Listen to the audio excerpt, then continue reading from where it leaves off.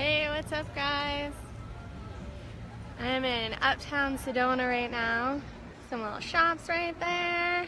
It actually spans like this whole long road. It's got a bunch of shops uptown. Sedona, where I grew up, with the pretty rocks in the background.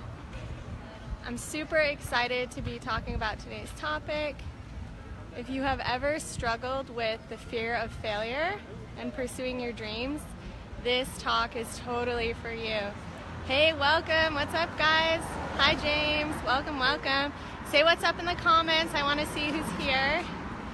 So, just went live. Hi, Luis. Welcome. Welcome, welcome. Today's topic is going to be awesome. It is one of my very favorite topics to talk about because it's something, that I myself have worked relentlessly to overcome over the past few years. And if you've ever struggled, hi James, if you've ever struggled with the fear of failure, and all you want is to trust yourself and trust that you're gonna be successful at this endeavor you want to pursue, this message is for you. Look at this view, you guys. How pretty is this?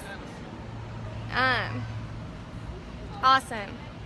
And so I'm gonna give everyone just a minute to pop on. Hey, welcome. Say what's up in the comments, guys. I want to see who's here as you join. If you have ever struggled with the fear of failure, this is so for you. And so, over the past couple of days, we've gone over discovering the vision. We've gone over developing belief. Thanks, guys. Thanks for the love. Yes, positivity. Developing belief. We've gone over really strategic planning and how to turn that big dream into reality, yeah? And then yesterday we went over habit building, how to really build that dream brick by brick.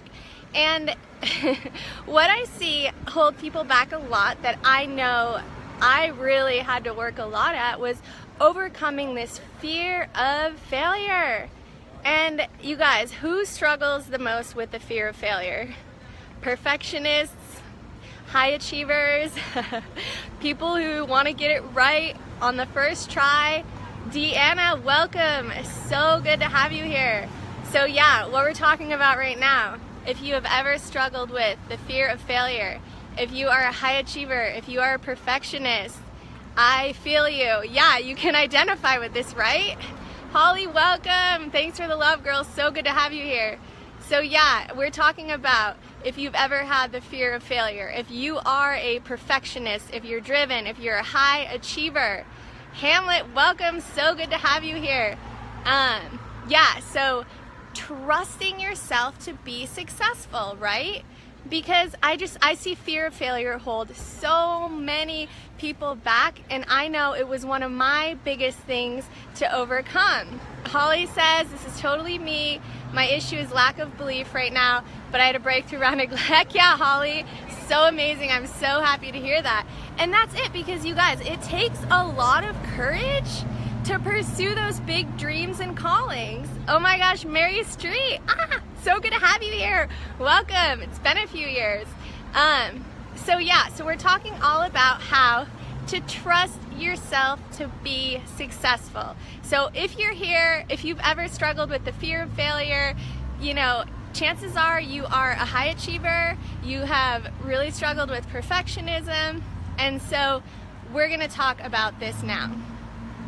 Yeah, and that second guessing. And so that's what this is all about, really being aligned to yourself, being aligned to God, your higher self, your higher power, whatever you want to call that. And truly knowing and trusting from that point, and trusting that what we feel called to do, we're called for a reason. We are fully equipped, we are fully capable, we will receive the guidance as we go, and all we have to do is connect in and be in tune with ourselves, with God. Like, we are souls, right? We are of God, yeah? So it's like a matter of trusting that inner truth and really going for it. And what I want to talk about is this core belief that I see hold that a lot of people struggle with around the fear of failure. The same with perfectionism, self-worth, self-doubt, all of this. or lack of self-worth and self-doubt. And it's this core wound belief that, like, I feel like it's part of the human condition, but this core wound belief of I am not enough. I'm not enough. What if what I want to do isn't going to be good enough? What if I fail? If I fail, it's going to prove I wasn't good enough, I wasn't capable.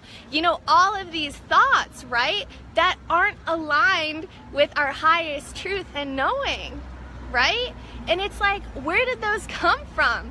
It's a big part of the human experience and something we get to grow through, and it comes from, you know, childhood experiences. And so a lot of us who are called to do big things in the world, we get to overcome this. We get to really grow through it and overcome it and believe in ourselves and trust God and trust ourselves like never before, to be able to move past it. So what we feel called to do, we're called for a reason. If you're creating something big in the world, you are a pioneer and you get to overcome this. So how do we actually overcome this, right? Johnny Cunningham. Johnny is a fellow Sidonian, so what's up? I'm in our hometown. Good to have you here. So my high achievers out there, I feel like Johnny is a high achiever. I remember sitting next to him in humanities, and he always did all of his homework and got good grades. Awesome, good to have you here. So high achievers, perfectionists, people who struggle with these self-worth, self-doubt, you know, and going for really big dreams and goals. So how do we overcome this, right? How do we overcome the fear of failure and learn to trust ourselves? See, yeah, those high achievers, the perfectionist identity. And that's the thing, is like, failure, as a perfectionist, we look at a task and it's like we only want to do it if we know we're gonna first time ace it 100%, because anything less than that would make us feel like we weren't good enough, like we failed, like there was something wrong with us that we couldn't ace it on the first try, right? Thank you, Johnny. Lots of love to you. I received that and appreciate that. And so, and you know, and that's how it was growing up in school. We got those top grades in sports. We did really well. You know, we were always able to show up and receive that love and feel good about ourselves based off of our performance. So when it comes to doing something big and scary that we have no clue for the most part what we're doing, it takes a lot of courage, because we're putting our identity and self-worth on the line, right? And so that's why perfectionists have that fear of failure. But it's like, you know, there's this definition of success. The archaic definition of success just means like to follow through and the outcome. So whether it was success or failure, success just meant, the archaic definition is the outcome. And so as a perfectionist, it's easy to view something as being so final and so definite, where really, you guys, success is a choice. It's a choice. So what is your big endeavor? Do you want to start a business? Do you want to make a really big impact? Like, do you want to be a speaker, an author, entrepreneur, like world changer, game changer, millionaire, whatever that is for you? It gets to be a choice. There is literally, like, there's no such thing as failure if that's what you're gonna choose to do. And so when you choose to do it, you know, every leap you take, every step you go for along the way, you're committed. Like, you're committed to the end no matter what, and you're gonna keep going. So it's like, if you have something you try that you've never done before and it doesn't go so well, or you fail, like, you learn from that. That's a success in itself, because you completed it, you learn from it, and like, you're in it to win it. You're in it till the end, till your aim is accomplished. And that's why success is a choice. So there's nothing to be afraid of. Like, whatever it is you want to be successful at, if you choose it, like, that's it, it's done, it's written, like, you're in it no matter what. And so, you know, everything along the way, if you don't always perform to your, you guys, definition in psychology of perfectionism is unrelenting high standards, right? So it's like, if you don't perform to your unrelenting high standards, like, it's easy to feel not good enough, but it's knowing, oh, I'm gonna go for it. There's gonna be an outcome. Either it'll work or it won't work. Regardless, I'm gonna learn, and now I'm one step closer to my destination, one step closer to success as I define it, and not as like, did the outcome go the way I originally intended or not? Yeah, does that make sense? Is this landing with you guys?